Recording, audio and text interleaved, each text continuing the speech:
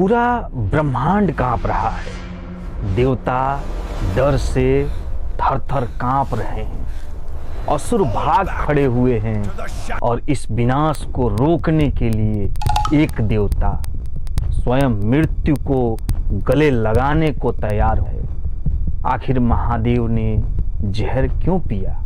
चलिए जानते हैं समुद्र मंथन की अद्भुत कथा। एक समय की बात है जब स्वर्ग, पृथ्वी और पाताल तीनों लोकों में देवताओं का ही शासन था। देवराज इंद्र स्वर्ग के राजा थे और उनकी शक्ति, वैभव और ऐश्वर्य की कोई सीमा नहीं थी। लेकिन धीरे धीरे यही शक्ति अहंकार में बदल गई। इंद्र को अपनी ताकत पर इतना घमंड हो गया कि वे ऋषि मुनियों और तपस्वियों का भी सम्मान करना भूल गए। एक दिन महर्षि दुर्वासा इंद्र को एक दिव्य पुष्पहार भेंट करते हैं, लेकिन अहंकार में डूबे इंद्र उस हार को अपने ऐरावत हाथी को पहना देते हैं। हाथी हार को जमीन पर गिराकर कुचल देता है। यह देखकर दुर्वासा अत्यंत क्रोधित हो जाते हैं और देवताओं को श्राप दे देते हैं कि उनका सारा बल, तेज और वैभव नष्ट हो जाए। दुर्वासा के श्राप का प्रभाव शीघ्र ही दिखाई देने लगा। देवता कमजोर होने लगे, उनकी दिव्य शक्तियां क्षीण हो गई। इसी अवसर का लाभ उठाकर असुरों ने आक्रमण कर दिया। बलि, वृत्तासुर और अन्य असुरों ने स्वर्ग पर चढ़ाई कर दी। देवता युद्ध में टिक नहीं पाए और एक एक करके पराजित होते चले गए। देवराज इंद्र को अपना सिंहासन छोड़कर भागना पड़ा। स्वर्ग पर असुरों का अधिकार हो गया। देवता भय, लज्जा और निराशा से भर गए। जो कभी पूज्य थे वे अब शरणार्थी बन गए थे। उनके चेहरे पर चिंता साफ झलक रही थी। अब क्या होगा? सृष्टि का संतुलन कैसे बचेगा? अपनी हार से टूटे हुए देवता अंततः ब्रह्मा जी के पास पहुंचे। उन्होंने अपनी व्यथा सुनाई और सहायता की प्रार्थना की। ब्रह्मा जी ने गंभीर स्वर में कहा, यह सब तुम्हारे अहंकार का परिणाम है। अब केवल भगवान विष्णु ही मार्ग दिखा सकते हैं। आखिरकार हताश, निर्बल देवता भगवान विष्णु की शरण में पहुंचे। क्षीर सागर में शीश नाग पर विराजमान योग निद्रा स्थित नारायण को देखकर देवताओं की आंखों में फिर से आशा की किरण जाग उठी। देवताओं ने करुण स्वर में अपनी व्यथा सुनाई। दुर्वासा ऋषि के श्राप, असुरों की विजय और स्वर्ग के पतन की पूरी कथा, उनकी बातें सुनकर भगवान विष्णु गंभीर हो गए। उन्होंने शांत किंतु दृढ़ स्वर में कहा, देवगण, यह समय क्रोध या शोक का नहीं, धैर्य और बुद्धि का है। शक्ति केवल युद्ध से नहीं बल्कि संतुलन से प्राप्त होती है। भगवान विष्णु ने देवताओं को समझाया कि असुर भी ब्रह्मा की सृष्टि में ही हैं, इसलिए उनका संपूर्ण विनाश उचित नहीं है। यदि देवताओं को फिर से अपनी शक्ति और अमरता चाहिए तो उन्हें एक महान कार्य करना होगा, समुद्र मंथन। भगवान विष्णु बोले, क्षीर सागर के मंथन से अमृत निकलेगा जो देवताओं को फिर से अमर और शक्तिशाली बना देगा। लेकिन यह कार्य अकेले संभव नहीं है, तुम्हें असुरों से संधि करनी होगी। यह सुनकर देवता विचलित हो गए। जिन असुरों ने उन्हें हराया था उन्हीं से हाथ मिलाना आसान नहीं था, परंतु भगवान विष्णु ने उन्हें आश्वस्त किया, असुरों को अमृत का लालच दो, सही समय आने पर मैं स्वयं व्यवस्था करूंगा। देवता के मन में भय था, पर भगवान विष्णु की वाणी में विश्वास था। नई आशा के साथ उन्होंने असुरों के पास जाने का निश्चय किया। यहीं से एक ऐसे महायज्ञ की शुरुआत होती है जो सृष्टि का भविष्य तय करने वाला था। भगवान विष्णु की सलाह मानकर देवता और असुर स्थायी रूप से संधि करने को तैयार हो गए। दोनों के मन में अविश्वास था, लेकिन अमृत की लालसा ने उन्हें एक ही उद्देश्य से बांध दिया। अब प्रश्न था, इतने विशाल समुद्र का मंथन कैसे किया जाए? भगवान विष्णु ने समाधान बताया। उन्होंने कहा कि इस महान कार्य के लिए एक दिव्य मथनी और एक शक्तिशाली रस्सी की आवश्यकता होगी। मथनी के रूप में मंदराचल पर्वत को चुना गया, एक विशाल, अचल और शक्तिशाली पर्वत। रस्सी के लिए स्वयं नागराज वासुकी को चुना गया, जिनके भीतर अपार बल और सहन शक्ति थी। देवता और असुर मिलकर मंदराचल पर्वत को उठाने लगे, लेकिन पर्वत इतना भारी था कि कोई भी उसे हिला तक नहीं सका।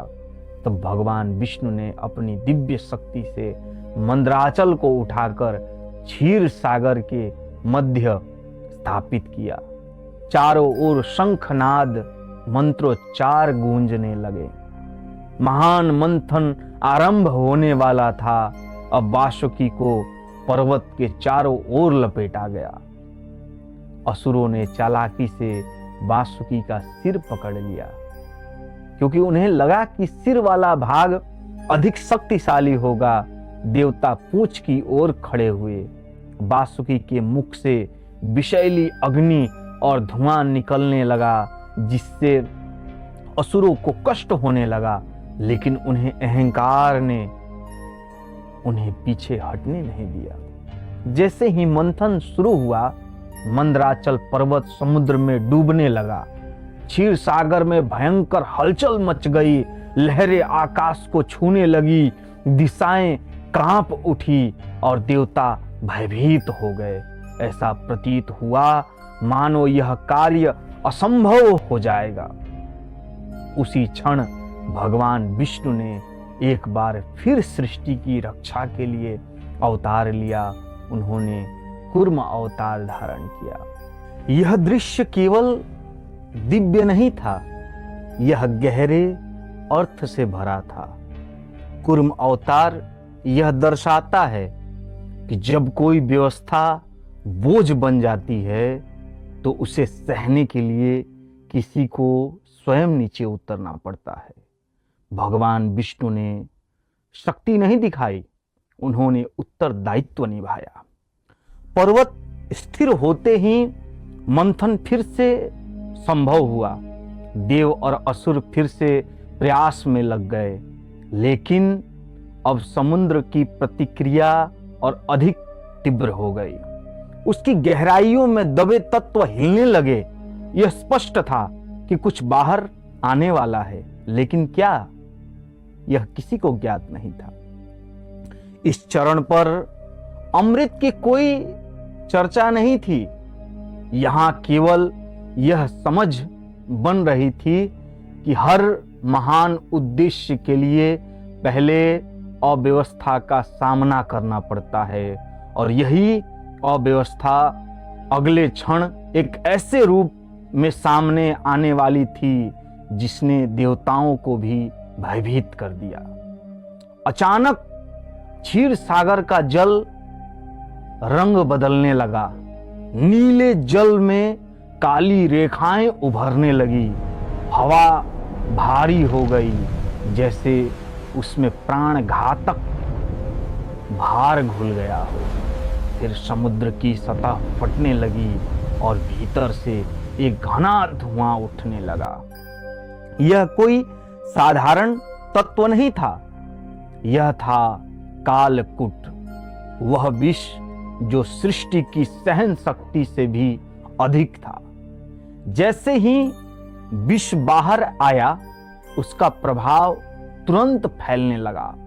आकाश धुंधला हो गया, सूर्य का प्रकाश मध्यम पड़ गया, समुद्र के निकट के जीव तड़पने लगे, वृक्ष मुरझाने लगे। यह स्पष्ट था कि यदि यह विष फैल गया तो जीवन का अस्तित्व ही समाप्त हो जाएगा। देवता स्तब्ध रह गए। ये अमरता की खोज में निकले थे, लेकिन सामने खड़ा था संपूर्ण विनाश। असुरों के लिए यह स्थिति और भी भयावह थी। जो साहस वे अब तक दिखा रहे थे, वह क्षणों में टूट गया। उन्होंने वासुकी को छोड़ दिया और पीछे हटने लगे। मंथन रुक गया। पहली बार सभी पक्षों को यह समझ आया कि यह प्रक्रिया उनके नियंत्रण में नहीं है। यह संकट किसी अस्त्र से नहीं टल सकता था। यह न तो युद्ध था, न ही चाल। यह एक ऐसी समस्या थी जिसके लिए त्याग की आवश्यकता थी, लेकिन ऐसा त्याग जिसे स्वीकार करने वाला कोई नहीं था। कालकूट विष के फैलते प्रभाव ने तीनों लोकों को स्तब्ध कर दिया था। यह कोई ऐसी संकट नहीं था जिससे भागा जा सके। देवता जो अब तक निर्णय लेने वाले थे, पहली बार निर्णय की प्रतीक्षा में खड़े थे। उनके पास शक्ति नहीं थी और न ही कोई उपाय। इस क्षण यह स्पष्ट हो गया कि सृष्टि को बचाने के लिए केवल सामर्थ्य नहीं, समर्पण चाहिए। देवताओं ने कैलाश की ओर दृष्टि की। वहां कोई सभा नहीं थी, कोई युद्ध नहीं चल रहा था। वहां केवल मौन था, और उसी मौन में लीन थे भगवान शिव। वे ना किसी सत्ता के पक्ष में थे, ना किसी विजय के। वे सृष्टि से जुड़े भी थे और उससे परे भी। जब देवताओं ने अपनी स्थिति रखी, उन्होंने कोई विनती नहीं की, उन्होंने केवल सत्य कहा। भगवान शिव ने उत्तर में प्रश्न नहीं किया, उन्हें परिस्थिति को देखा, और यह देखना ही उनके लिए पर्याप्त था। महादेव जानते थे कि इस विष को नष्ट नहीं किया जा सकता, इसे किसी और पर नहीं थोपा जा सकता, यह समस्या हटाई नहीं जा सकती, इसे स्वीकार करना था। यही शिव और अन्य देवताओं के बीच का अंतर स्पष्ट होता है। जहां अन्य समाधान खोजते हैं, शिव उत्तरदायित्व चुनते हैं। उन्होंने न तो यश की बात की, न भविष्य की। उन्होंने केवल इतना कहा कि यदि यह विष रोका नहीं गया तो निर्दोष जीवन नष्ट हो जाएगा। यह निर्णय किसी आदेश से नहीं, बल्कि करुणा से लिया गया था। शिव आगे बढ़े उस दिशा में जहां कालकूट फैल रहा था। न भय था, न द्वंद्व, न कोई बलिदान का प्रदर्शन था, न कर्तव्य का निर्वाह था। कालकूट विष स्थिर नहीं था, वह फैल रहा था, हवा में, जल में और जीवन के भीतर। उसे रोकने का एक ही उपाय था, उसे सीमित करना, और सीमित करने के लिए किसी को स्वयं सीमा बनना था। शिव ने विष को ग्रहण किया। यह दृश्य नाटकीय नहीं था, इसमें कोई गर्जना नहीं थी, कोई उत्सव नहीं। यह मौन में घटित हुआ, क्योंकि सबसे बड़े त्याग शोर नहीं करते। विष उनके भीतर गया, लेकिन उन्होंने उसे आगे नहीं बढ़ने दिया, उसे अपने कंठ में रोक दिया। यह केवल शारीरिक नहीं, प्रतीकात्मक क्षण था। शिव ने यह दिखाया कि विनाश को हराया नहीं जाता, उसे नियंत्रित किया जाता है। विष का प्रभाव तुरंत दिखाई देने लगा। उनका कंठ नीले रंग में परिवर्तित हो गया। यह परिवर्तन किसी आभूषण जैसा नहीं था, यह एक चिन्ह था उत्तरदायित्व का, सहनशीलता का। इस क्षण कोई देवता विजयी नहीं हुआ, कोई पराजित नहीं हुआ, केवल सृष्टि बची। कालकूट के स्थिर होते ही क्षीर सागर की उथल फुथल धीमी पड़ गई। वह समुद्र जो कुछ क्षण पहले जीवन के लिए संकट बना हुआ था, अब फिर से शांत हो गया। मंथन जो बीच में रुक गया था, दोबारा आरंभ हुआ, लेकिन अब उसका स्वर बदल चुका था। यह केवल अमरता की खोज नहीं, यह संतुलन की पुनः स्थापना बन चुकी थी। देव और असुर दोनों जानते थे कि जो घटित हुआ है उसने इस प्रक्रिया को एक नई दिशा दे दी है। अब हर खिंचाव में सावधानी थी, हर प्रयास में मौन सम्मान, क्योंकि सृष्टि किसी की जीत से नहीं, किसी के त्याग से बची थी। समुद्र ने अपने भीतर से अनेकों रत्न निकाले। उसके बाद भगवान धन्वंतरी अमृत का कलश लेकर प्रकट हुए। अमृत मिला, शक्ति लौटी, व्यवस्था फिर से खड़ी हुई, देवताओं का प्रभुत्व स्थापित हुआ और असुर पीछे हट गए। इतिहास ने इसे विजय कहा, लेकिन इस कथा का केंद्र विजय नहीं, इस पूरी प्रक्रिया में सबसे बड़ा परिवर्तन यह था कि सृष्टि ने यह देख लिया कि समस्याओं का समाधान हमेशा हटाने से नहीं होता, कभी कभी उन्हें धारण करना पड़ता है।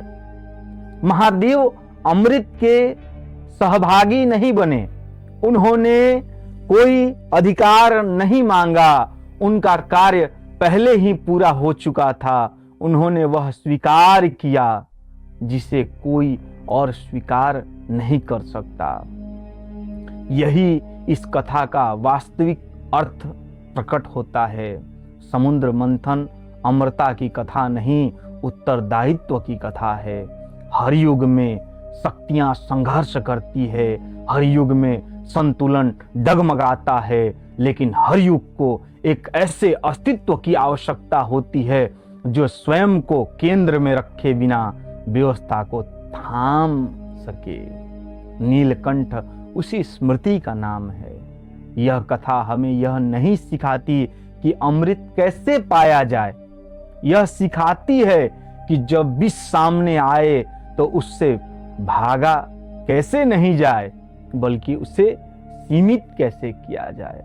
और शायद यही कारण है इतिहास ने अमृत को नहीं, नीलकंठ भगवान को याद रखा। हर हर महादेव।